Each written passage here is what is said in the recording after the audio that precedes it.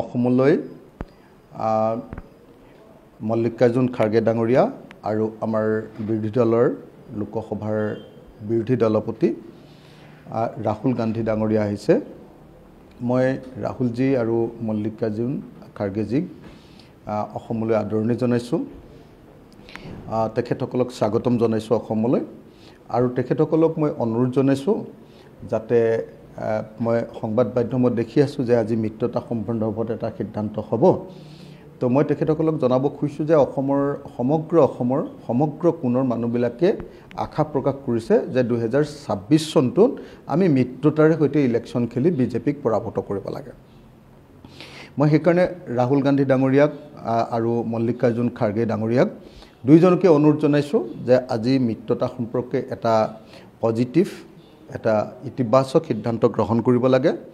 আমাৰ বিৰোধী দলবিলাকৰ একতাৰ এটা সিদ্ধান্ত ল'ব লাগে। বেছি দেৰি কৰি থাকিলে আমাৰ সবৰে অসুবিধা হ'ব, কাৰণ দেৰি কৰি থকা মানে আমি সমগ্ৰ অসমত কাম কৰি থাকিব লাগিব আৰু মিত্ৰতা হৈ গ'ল মানে কোনে ক'ত খেলিব, তেতিয়াহ'লে নিৰ্দিষ্ট ঠাইবিলাকত আমি কাম কৰিলে আমাৰ কাৰণে নিৰ্বাচনত জিকিবৰ কাৰণে আমাৰ কাৰণে সুবিধা লাভ হ'ব। আৰু নহ'লে যেতিয়ালৈকে মিত্ৰতা নহ'ব এনেই বগুৰা বগুৰি চলি থাকে, ইজনে সিজনক সমালোচনা, ইজনে সিজনৰ ওপৰত বক্তব্য দিয়া, বিতৰ্ক হৈ থাকে। গতিকে মই ৰাহুল গান্ধী ডাঙৰীয়া আৰু মল্লিকাৰ্জুন খাৰ্গে ডাঙৰীয়া তেখেতসকলক অনুৰোধ জনাইছোঁ আজি যাতে তেখেতসকলক মই প্ৰথমতেই ক'লোৱেই যে অসমলৈ স্বাগতম জনাইছোঁ। এটা অতি ক্ৰিটিকেল মুহূৰ্তত ৰাহুল গান্ধী আৰু মল্লিকাৰ্জুন খাৰ্গে ডাঙৰীয়াই অসম ভ্ৰমণ কৰিছে।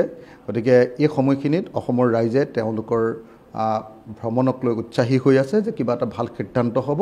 মই আশা কৰোঁ এই মুহূৰ্তত অসমক দিব পৰা আটাইতকৈ ভাল সিদ্ধান্তটো হ'ল যে 2026 চনত বিৰোধী ঐক্যবদ্ধ হ'ব এই খবৰটো।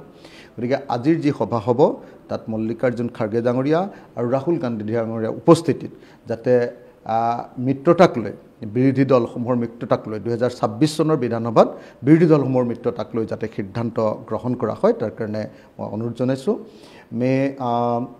राहुल गांधी जी और मल्लिकार्जुन खड़गे जी को मैं स्वागत करता हूं। मैं रिक्वेस्ट करता हूं कि आज जो यूनाइटेड फ्रंट का जो डिसीजन है 2026 का जो हम लोग का असेंबली का जो इलेक्शन है, असम असेंबली इलेक्शन के लिए आज यूनाइटेड फ्रंट का अपोजिशन पार्टीज़ का जो यूनाइटेड फ्रंट बनाना है इसका एक डिसीजन हो जाए तो उस लोग का उपस्थिति में तो आज ये डिसीजन हो जाने से सबसे अच्छा होगा। तो पूरा सारा आसाम का पूरा जनता तो अभी वेट कर रहा है, तो आशा कर रहा है कि आज यूनाइटेड फ्रंट का विरोधी अपोजिशन का एक डिसीजन होगा।